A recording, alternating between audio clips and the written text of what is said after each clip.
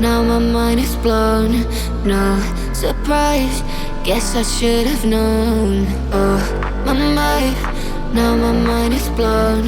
No surprise, guess I should have known. You got control of me, break my barricades. Walls are crumbling, grounds they shake. You came to save, but it's way too late. Every single time you stay, I cave.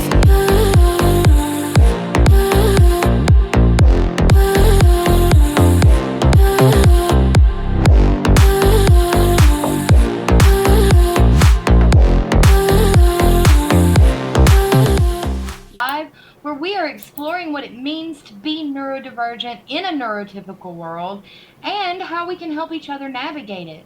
I'm your host, Deanna Brakefield, neurodivergent entrepreneur, mom, and advocate, and I'm so glad you've chosen to join us today. Whether you're tuning in live or catching the replay, this space is all about bringing real stories, diverse voices, and actionable insights to the surface, because too often, those of us who are experiencing the world just a little bit differently are left out of the conversation. So joining me today, as always, is my wonderful husband, Jeremy Brakefield, ND parent and advocate. Now, whether he's unpacking the realities of neurodivergent life or supporting others on their journeys, his voice is always grounded in compassion and clarity. Welcome, Jeremy. Welcome, Jeremy. Hello, I am Jeremy Brakefield, founder of the Lionheart Kingdom and co-host of this fine show.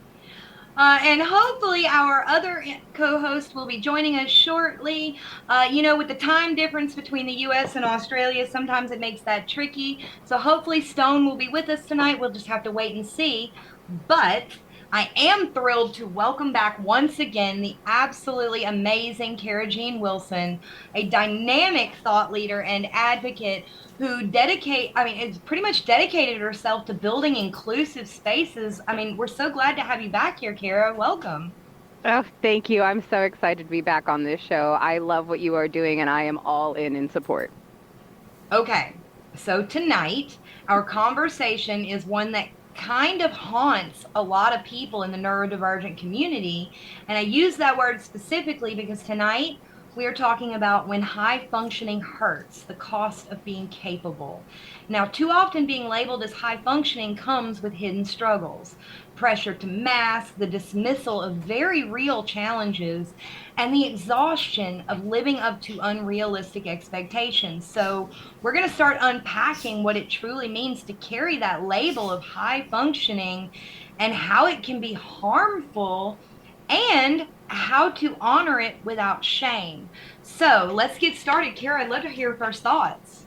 Oh my God, I have so much BS around this so hard. My belief systems are deep and vast in this space. The high functioning is hustle cult 101, which is the more you produce for me, the more I'm going to reward you. And now I've been taken away your intrinsic value and replaced mine, which I dislike abundantly. And the way that it impacts the neurospicy community at a higher level, I think everybody across any spectrum of neurospace is impacted by this. But our community specifically, because we have been so groomed and conditioned forever to live up to these other people expectations and then praise when we're doing it, we will literally go past burnout into complete shutdown, beat ourselves up for that, so that we can quickly get back to doing the task list, which is really just so we can clear things off of it just to put more things on, which is kind of crazy when you think about it. Yeah, just a little bit. We're essentially, what I'm hearing is we're being rewarded for hurting ourselves. Yeah. Jeremy? In general, that's kind of the model that's espoused is you go to school to graduate. You graduate to go to college. You go to college to get a job. You get a job to get married and to buy a house. and to do all the other stuff that you're going to pay somebody else to tell you that you need to be doing, instead of actually just what do I actually want to do with my life, and then proceeding from there and figuring out just how to be who you feel like you need to be. But that's not the world we live in, so you can only talk about that for so long. Yeah. And during all of that growing up and doing work and having babies and family, we're paying into our own retirement, which is really just insurance for hating our life. Oh, wow. I have never heard it put like that. Hits though, doesn't it? Just a little bit. Might not be right, but you're definitely not wrong. Yeah. Yeah. Wow. Okay. So, this is kind of a wide topic. I mean, we've touched on the beginning bits of it a little bit. So, Carrie, you mostly work with executives. I can't talk. Executives and leadership people, the people who are telling us how to be successful. How do you see this impacting in their realities? So I work predominantly with neurospicy adults already. So they are the most high functioning who have been rewarded all the way up to the top level. And then when they are learning that this is dysfunctional and unhealthy and they're trying to make impacts from the inside, they are being reinforced that their job now is to do what was done to them, even though they know it's harmful. And, our community doesn't like doing things that are not moral. Like we will make the right choice, whether we're being watched or not. And it is incredibly stressful for them. So they're grouped in with all of these air quote horrible executives, right, who are air quote ruining the world. And they're like, what if we didn't do it that way though? What if we actually gave people space and rewarded them for what they did, and maybe actually gave them props for being proficient and not just performative, like they can produce at a level that is healthy for them and we could reward that. And then people are like, yeah, that's not the way we do it though. And they're like, but it could be. And it just destroys their soul, which is, for better or worse, why I have a career. Yay. Yeah. No, I mean, you're not wrong. So, I mean, I think from my perspective, I think we need to jump back just a bit and define those two words, those two big flashy words that I used in the title. And the first one is capable. Now, to me, this seems like it's a bit of a subjective word, but at the end of the day, all it really means is having the ability. Yeah. Now, having the ability doesn't necessarily, it reminds me of just because I can, should I? Yeah. Is that the kind of thing that, I don't know. I don't know where I'm going with this. So what I heard there is recognizing that capable is just sort of another way of saying accountability, and we use that term abusively, in my opinion, in my BS. My belief system is that we often use accountability when we mean responsibility because we want to hold someone accountable.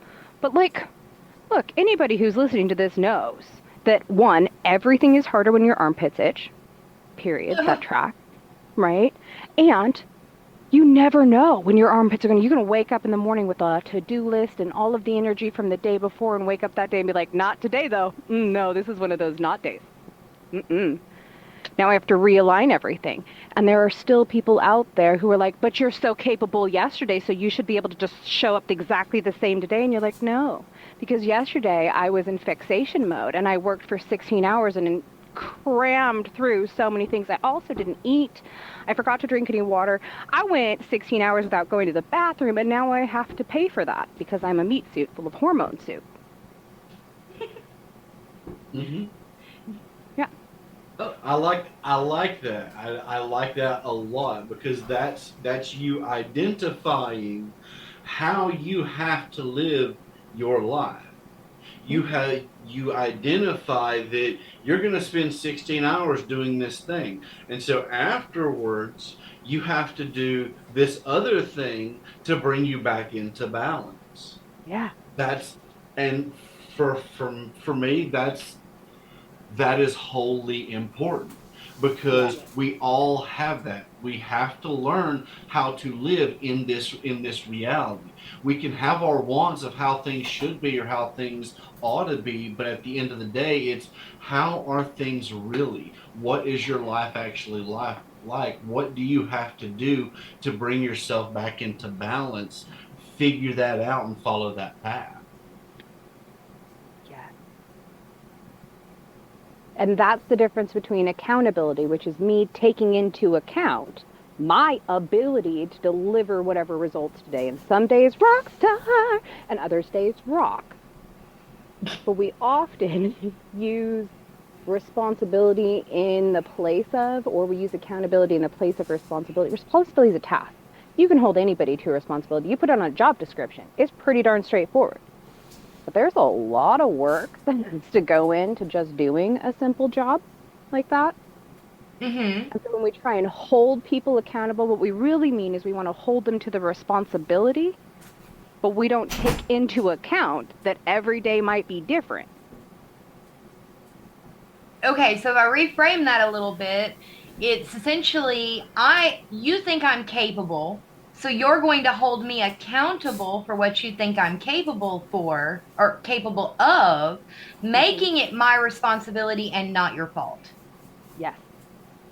Rather than saying, here are your responsibilities, I know you're capable of doing all of them, so you have 2 weeks to do these. And if that means that you get half of them done in 3 days and don't do jack for 6 days because you're in recovery and you flaunt that out the last 3 days, love that for all of us.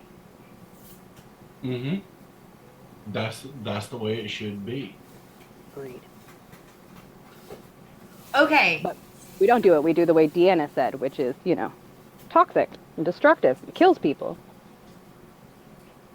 Yeah, because we're told that that's how we're supposed to do things, Mm-hmm. and generally, for the majority of us, we do what we're told. Right. Well, I mean, I think this is, we've talked about this a lot on this show. The fact that neurospicy, as Cara likes to call them, brains we don't work the same way. We don't have the same operating system. We don't even have the same processors.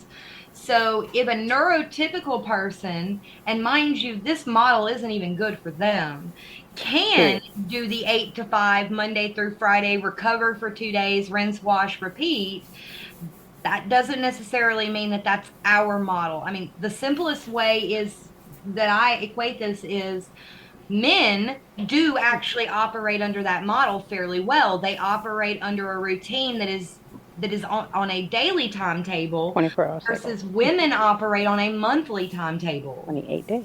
Mm-hmm. And so the way that this plays out is that a man can I won't say easily, but more naturally do a 24-hour schedule where he does the same thing at the same time every day, versus a woman has a set of activities for this week and a set of activities for the next 3 days and so on and so forth. Well, let me just point out what my pattern recognition just started screaming at me. Oh, Lord, help us. Go ahead. I love it.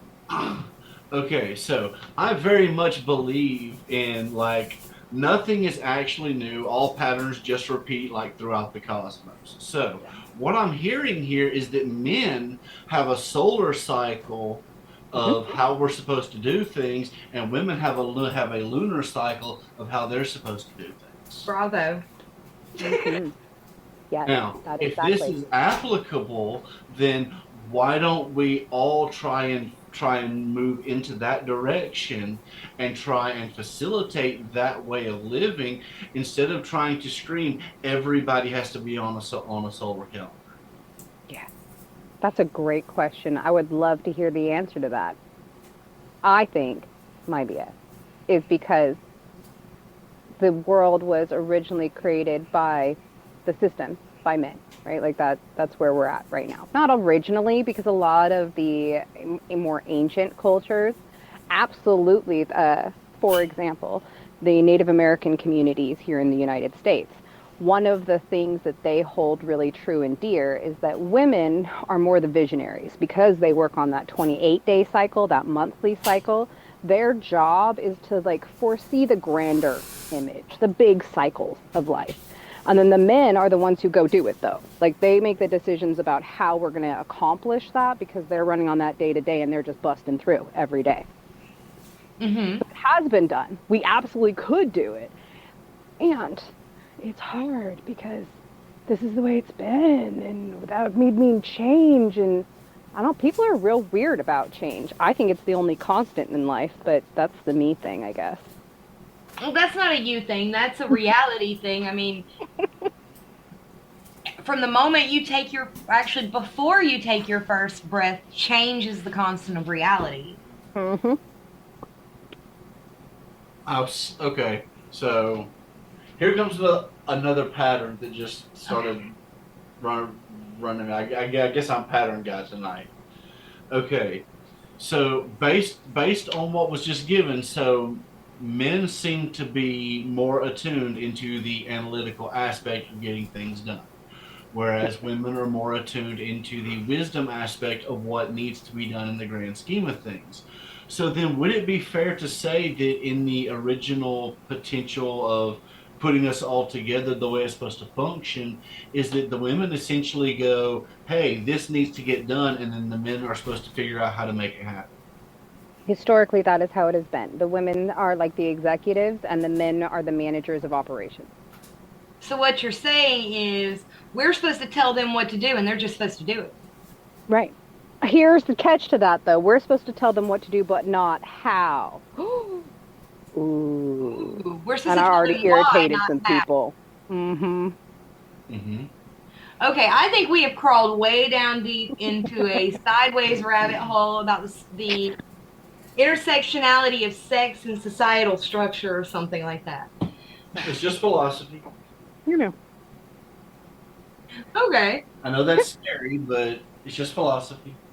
It is. Well, and it is all about why we are differently abled, right? Like that is what this comes down to. You and taking into account those different abilities and where the strengths come from there and how beautiful that is. If you high function in an area where you are in fact super capable and super able, that you don't burn out as much. Unfortunately, so many of us are trying to be high functioning in an area that does not align with who we in fact are, and that way lies burnout, stand down, and death. Well, okay, so we were talking about this before we rabbit holed, and you've actually gotten us back on track. Beautiful Gotcha. lady that you are. So that brings us into, we've talked about what capable is. We've talked a little bit about what high functioning is.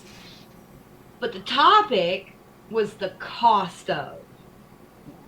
So we're talking about the pressure to mask, the pressure to overperform. You're talking about how bad the burnout and the mental health strain are. It also tends, I mean, like the masking gets so bad that you have to cover up who and what you really are and believe in order to survive. So, I mean, let's dig into this a little bit. Is that cost? You see it more than Jeremy and I do because we only really have to manage ourselves. But you see these executives that are suffering the real performance strain and the masking strain. What does that look like?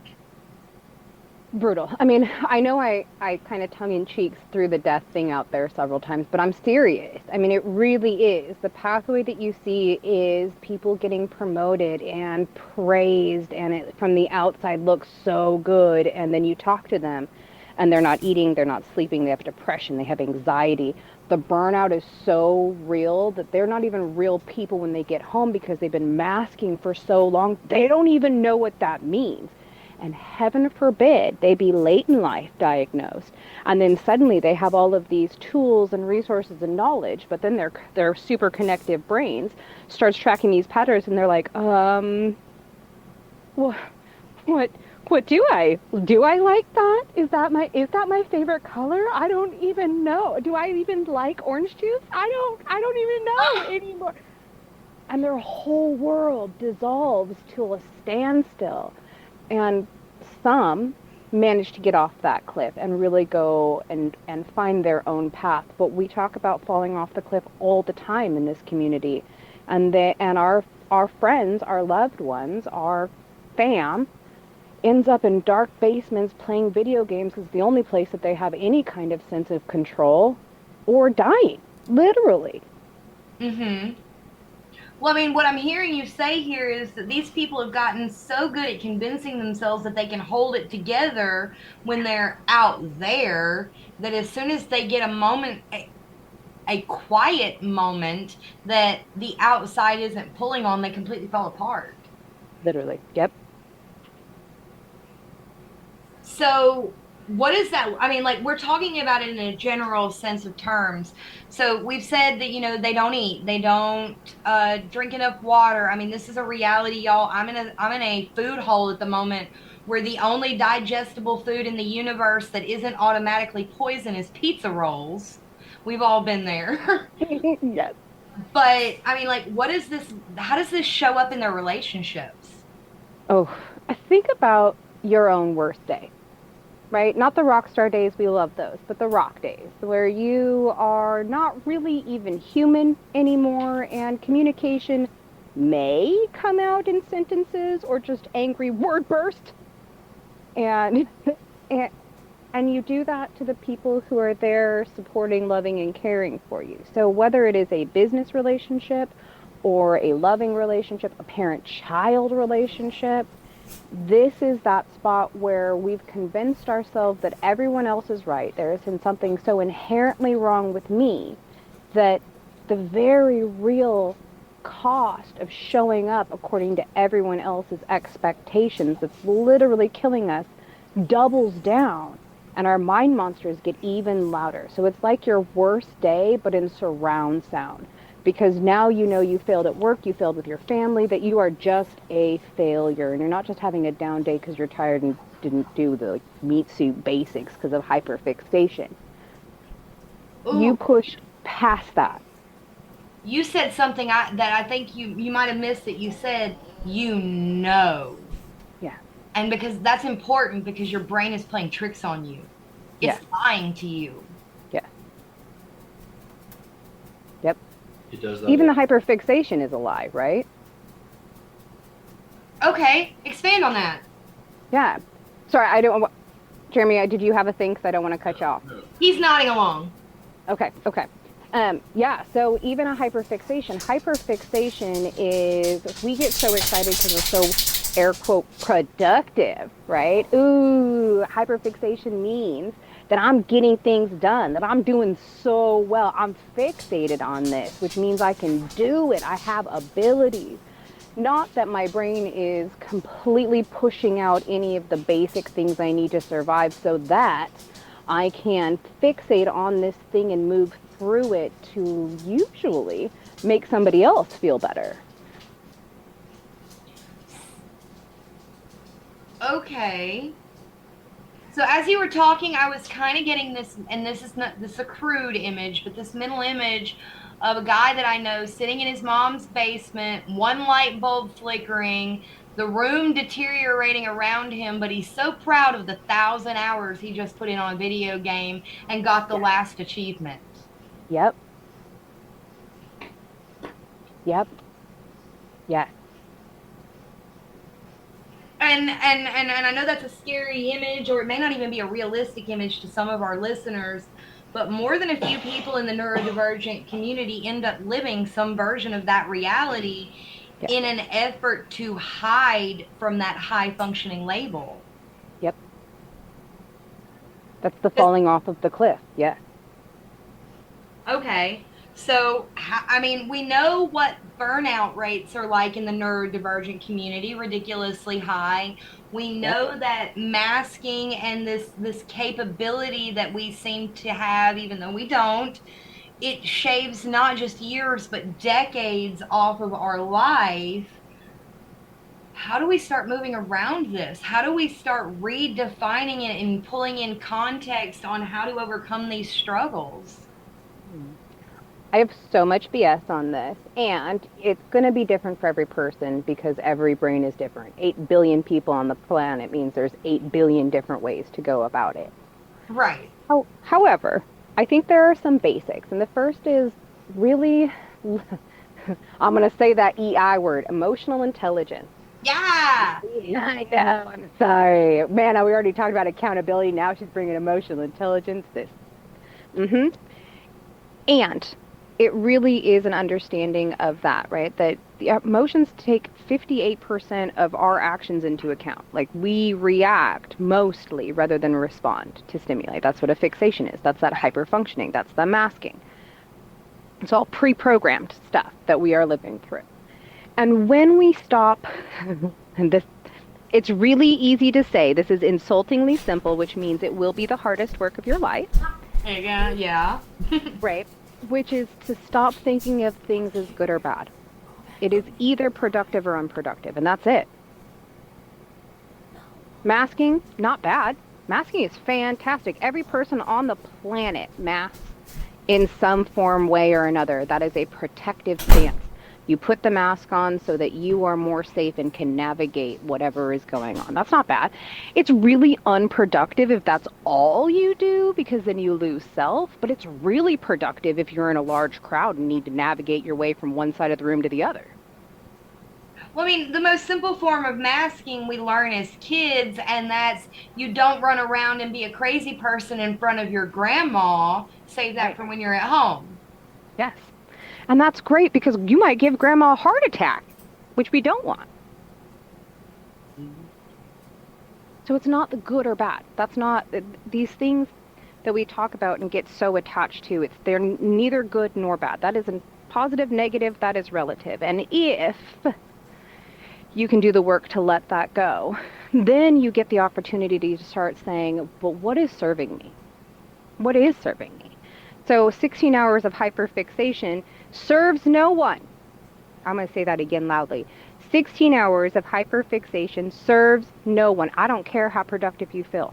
I don't care how good you are praising yourself for getting things done in that amount of time, because you fixated and didn't take care of the other thing. So like 2 hours of fixation, that's great. Also, we know that, at least I will speak to my brain, if I'm in a fixated state and somebody interrupts me, rage can come right up immediately. Absolutely. You are my new worst enemy. I have a mortal blood feud against you, at least for the next 5 minutes. Yes. I found, though, if they interrupt with, say, coffee and a croissant, I'm less angry, because really that rage is coming from the fact that we've overworked one part of ourselves and neglected the rest of it. Okay. So, I mean, as you're talking about these 16-hour binges, over fixations, whether it's on work or a hobby, Yes. I'm reminded of when I was a teenager and a young lady, a 1.5 million years ago, that my friends, and this was way back before, we knew what ADHD, autism, neurospicy, any of that was really. They used to joke about all these little things that we're talking about right now as though they were unique and positive traits to me. And glory and behold, no, this is common. This is in the neurotypical community. It's exaggerated in the neurospicy community so that it stands out a little bit more. But these are very real human experiences. Yeah. Yeah. Have I ever told you why I call it neurospicy? Probably, but I have a poor short-term and long-term Okay. working memory, so please remind me. And no guarantee that anybody else has heard this. So I I have some interesting BS and belief system around the term neurodivergent, because I get that it's only a couple decades old, but the human brain is neuroplastic, which means not like the rest of the not unlike the rest of the world, it is in a constant state of change. It is constantly adapting to new stimuli. The human brain is that, which means you are diverging from the moment you have your first opinion that's yours. Okay. All brains on the planet are neurodivergent. Now, some are more so than others, and we have maps and things for that, but there is a reason we cannot map a neurotypical brain, because it's actually just a fixed mindset. Well, yeah, it's a way of looking at the world. It's a similarity in size of structures, a similarity of brain chemistry. But note the word I said was similarity. Hmm. And it literally is just the difference between a fixed mindset and a growth mindset. Neurodivergent minds are in a growth state. Everything is curious, everything connects. Once we figure out why this is happening, then we can do something about it, growth space. A neurotypical would be that if I'm not winning, I'm losing, and I'm going to have to step on every person because this is about my survival.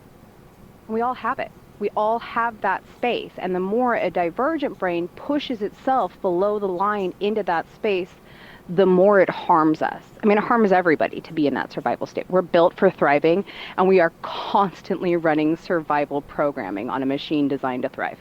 It's very weird of us as humans. We're adorable. I love it. But that's why I say neurospicy, because everybody is some variation of spicy. 8 billion different types of spice on the planet.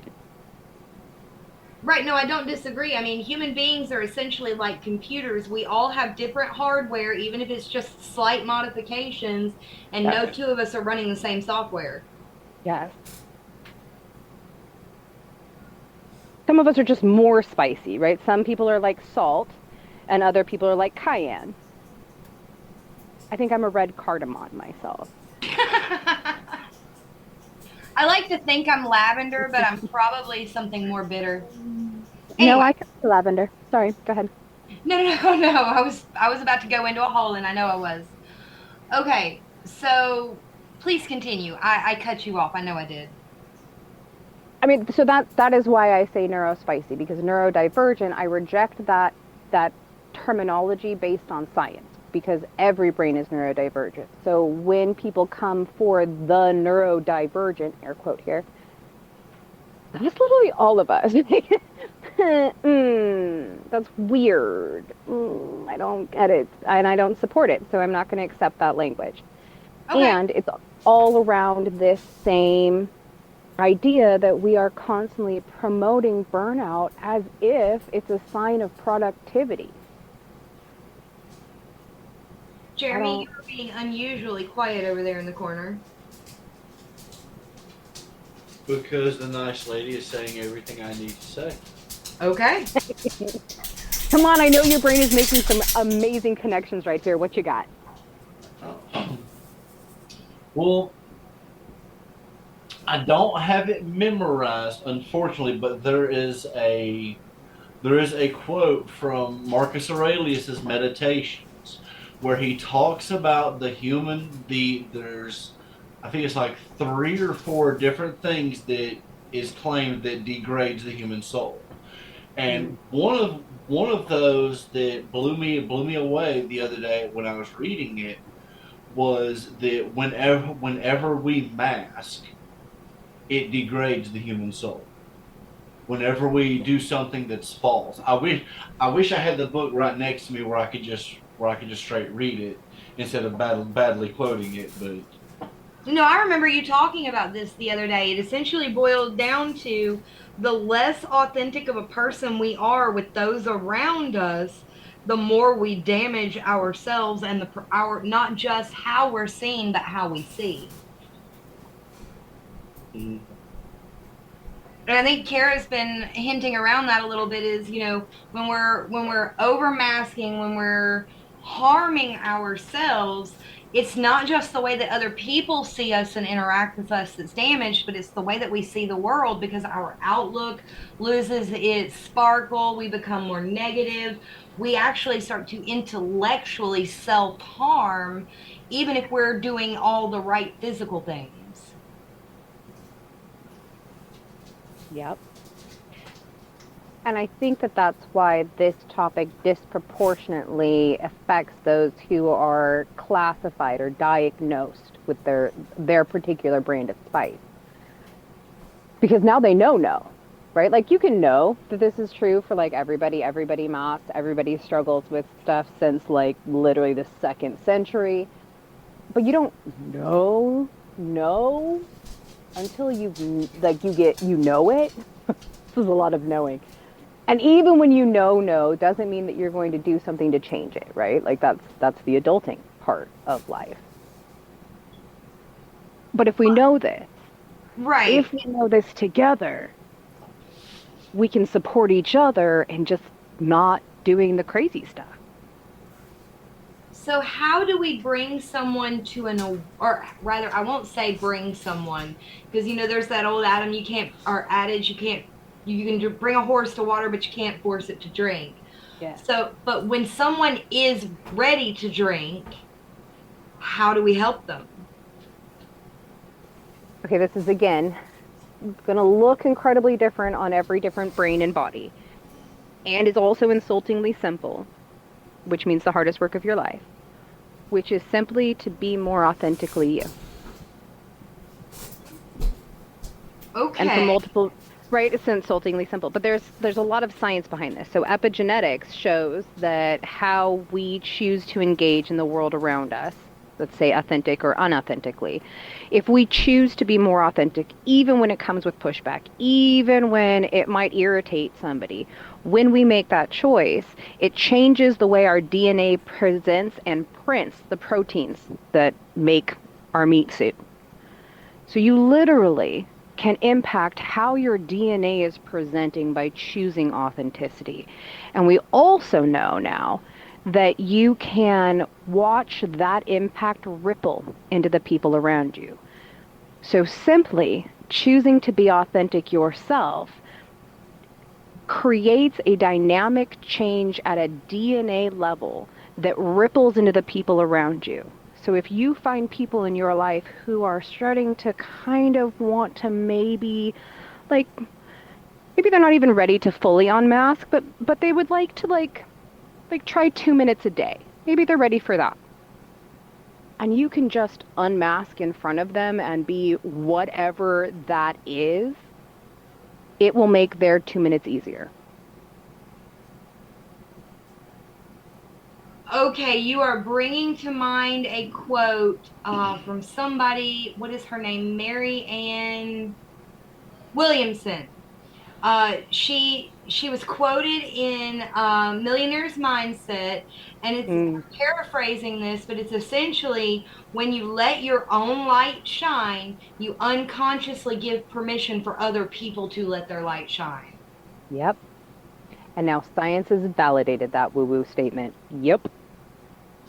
Well, I mean, haven't we been, and this is going to sound a little out there, we usually don't go there on this show, that we can probably thank Stone's absence today for this, but aren't we seeing more and more that a lot of the ancient spiritualisms, a lot of the things that we now call woo-woo or woo-hoo, depending on who you are, they are actually scientifically backed? 100%, yeah. Turns out woo-woo is just a 1980s corporate term for anything that had to do with people skills or the air quotes soft skills, because they didn't want to have to deal with the people side. They just wanted to do the business. And what we've learned in the last 40, almost 50 years is that people are everywhere. Like, they make up businesses. Yeah. Woo-woo is just the people side of corporate America. It's really woo-woo corp when done correctly. Okay. And it is. It's the idea that the power of positive thinking is above the line growth mindset, right? And when we are not taking care of ourselves, when we are putting ourselves, whether emotionally, mentally, or physically, into a survival state, we don't make great choices. And okay, so why do you think that is? It's really, again, simple biology. Again, and we only have known about this for a couple of decades, right? Now that we understand neuroplasticity, now that we have a way better understanding of how the human brain works and the impact of the amygdala versus the brainstem versus the vagus nerve, lots of science words I just said out loud that may or may not connect with everybody. But the amygdala is where all thoughts, feelings, and emotions go. So if you imagine there is a line directly through your amygdala, right? And on the top half of that, towards your frontal cortex, that's all a growth mindset. That's where you are using those very natural human emotions to make good informed decisions because something is productive or unproductive. You're no longer thinking of it as right or wrong or good or bad. You're like, this is going to be productive, this is going to be destructive, and you go for the productive path. If you are below that line in your amygdala, you are literally swimming in the emotion of it. All decisions are made underwater from a state of drowning. And everybody does this. Like that, again, neither of those spaces in your brain is bad. Fixed mindset is brilliant. It's designed for your survival. If a lion is chasing you, you don't want a growth mindset that's like, I wonder how fast a lion can run. For how long? Are they able to climb trees quickly? Could I get up on top? At that point, you're already dead. Like you're already dead. Your fixed mindset is like, look, lion, look, cliff, jump. And your growth mindset's like, oh, but what if we break something? You're like, and your fixed mindset's like, yeah, that's cool. So behind us is death, and in front of us is a broken bone. I say break the bone. Let's jump. Let's go. Mm-hmm. So none of these are good or bad. However, if we are making decisions from a survival place because we are fatigued or exhausted or upset, then the results we're going to get are fatigued, exhausted, and upset. And if we make decisions from that curious place of wanting to understand growth mindset, that we get curious, understanding growth results. So, and I oversimplify things all the time. Stone accuses me of it constantly. What I'm hearing is that living in an emotionally reactive place is not a bad thing, just like living in a coldly logical place is not a bad thing. But we have to find that happy medium / natural state that we are intended to be in. Yeah. We have to feel it, but be able to think through it. Yeah. It's the same as it's like the two sides of your brain. You could just use one side of your brain at a time, but wouldn't it be so nice if we just synced them up and you could both be creatively analytical or analytically creative, because you're literally designed for that. That would be fun. I think most of us have had moments where we've experienced that, but it's not a constant state, unfortunately. No. And we're much easier to control if we don't get that opportunity. And now we're back. If we're living in a reactive state, yes, reactions are predictable based on stimuli to a certain extent, so we're controllable. Yeah. And this is why corporate America made the whole woo-woo movement.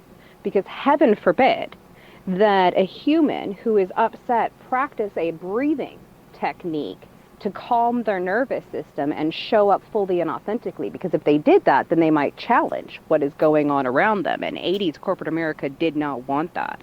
Oh, wait, you mean, and I yell at you at work and you go home and somatically move that out of your body and don't show up with it the next day, and I didn't, so I'm just double reactive and now I'm mad because you're not? Yeah, that's not going to work for the CEO. They don't like that. So this brings me to a practical question. I know you work with some exceptional executives. Are you seeing a generalized shift away from that attitude? Oh, massively. Massively. Not necessarily one. Nope, you know what? I would even say it's made it so far into public place that we literally have people writing books about the dangers of empathy. Right? Like the anti-woo-woo movement is still fighting so hard. They're like, oh no, empathy is bad. It'll put you in a trauma triangle. And every psychologist on the planet is like, actually, that's how you get out of a trauma cycle. But cute, I guess.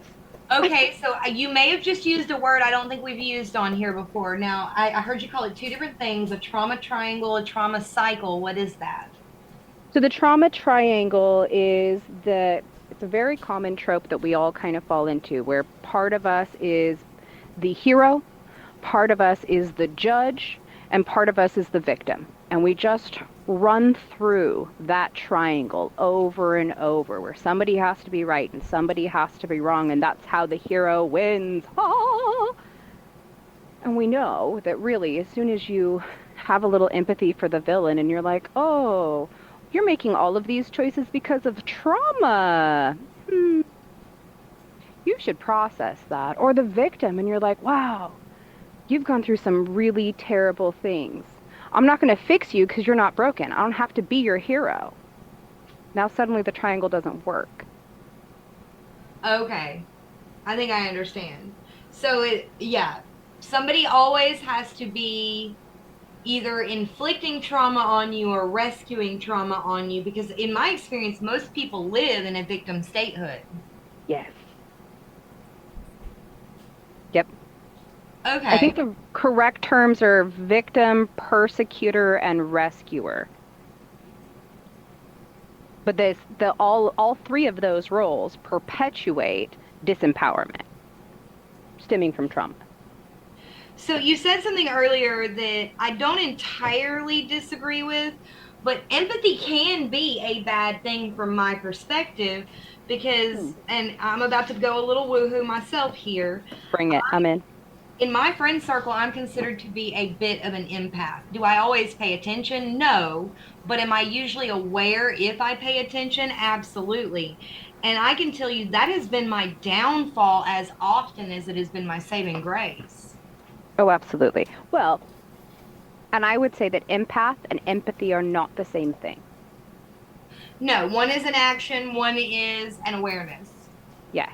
And when you have the action or even the awareness of somebody else's experience, empathy allows you to allow that to be their experience without having to embody it.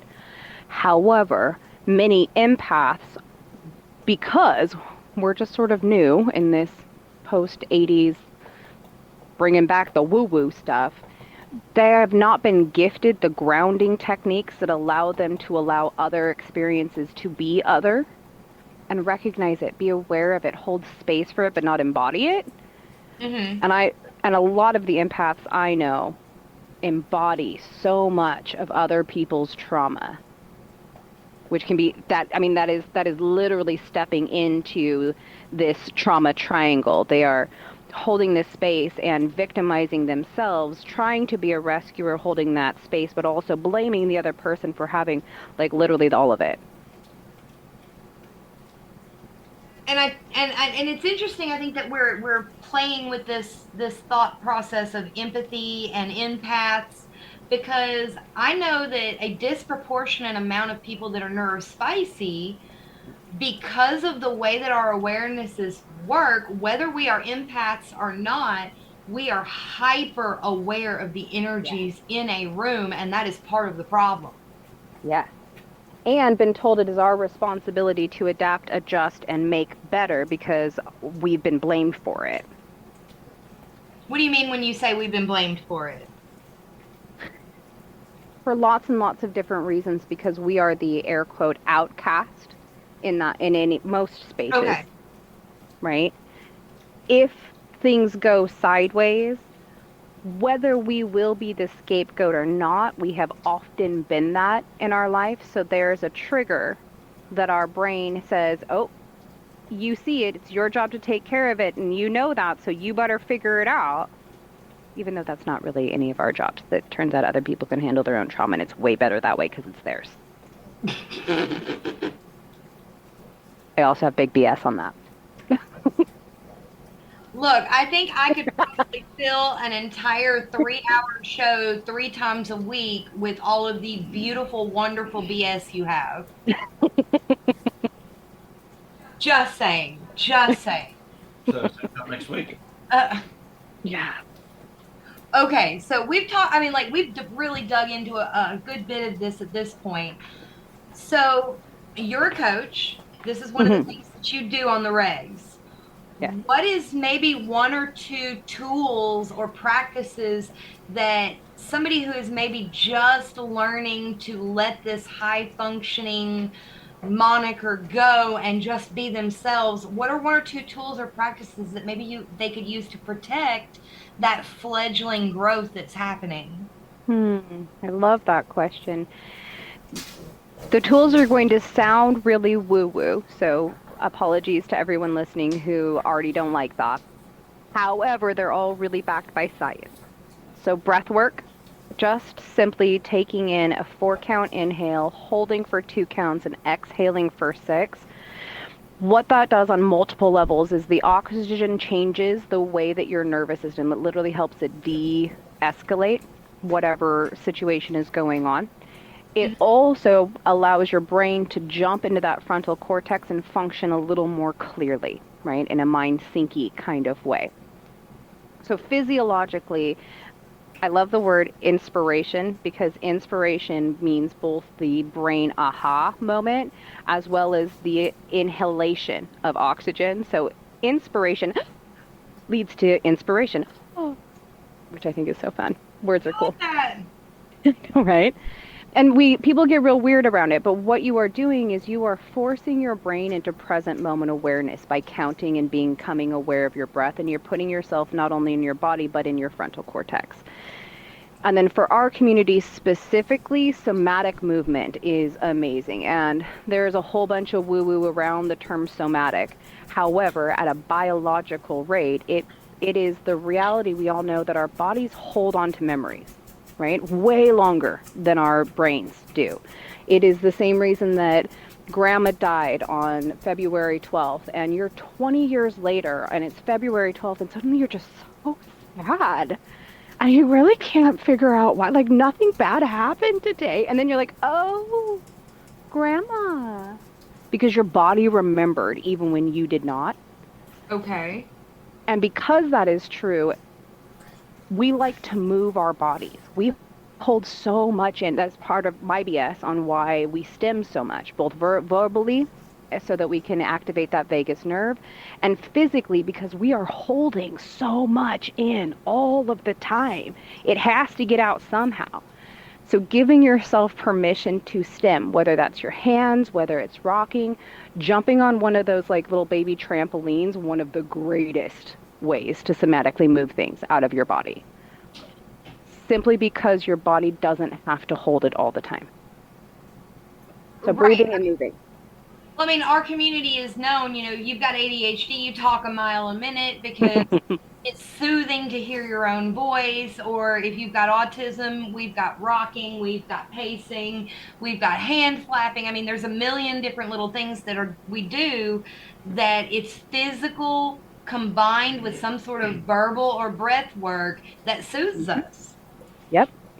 And physiologically, that is true for all humans. I just think it is. Yes, I think it's particularly beneficial to the spicy community. Okay, so we have been running at the mouth for nearly an hour now. Jeremy has said next to nothing, and that's okay because he has his quiet days, and I think he's just letting the ladies chat today. So before we close this up, I know you've always got 1,000,001 things going on in the Wilson universe. Please share with us anything upcoming that we need to know about. What is the amazing thing? The one I'm really excited about, it's very, very limited. So if someone is interested, please reach out immediately. You can text me. I'm giving my number out on the radio, guys. You can text me. I know, right? 509-845-0800. I'm going to say again, text me, because if you call, I'm not going to answer it. I'm just not going to, sorry. But text me or email me at caragene@takingcara, C-A-R-A, business.com. And I have a retreat that I am running here at Lost Valley. There's only spots for 5 people. And we're going to do a full-on immersion into essentially what we've just been talking about. So one of the tools I use with my clients is Pareto's principle, which is this 80-20 principle. And it's used for plants, it's used for sales, it's used in marketing. And when the humans apply it to their schedule and spend 80% of their time like really filling themselves up, making sure they drank the water and they did the walking and they ate the food, then they spend 20% of their time leaning into the businessy, more professional side of their life. Everything they do is more resourced. It turns out better results. And then we work together. So I've taken one of my VIP days and I have created a 4-day immersion so that it is broken up over the 4 days. And the bulk of the time is going to be spent here at Lost Valley wandering the 87 acres or dancing or singing or harvesting food or cooking together. And then 20% of the time, we're going to jump into a leadership lab and co-work our way into success. And it is a $5,000 weekend, but you only have to put 20% down up front. So because we're doing the 80-20, you see what I did there? I think I'm hilarious. So for $1,000 hold, you don't pay the rest until the end of the weekend because I trust the work and I trust the people who do it. Amazing. I cannot wait to hear the results from that retreat later on. Yeah. Okay, so we've got, when is that? That is the solstice weekend, so we're only a couple of weeks away, the 18th through the 23rd of September in Lost Valley, Oregon, which is just outside of Eugene. Okay. All right, so you heard it here. Text Miss Cara Jean, and she will let you know all the amazing details and how to get involved in this, I would call it one-of-a-kind experience. Yeah.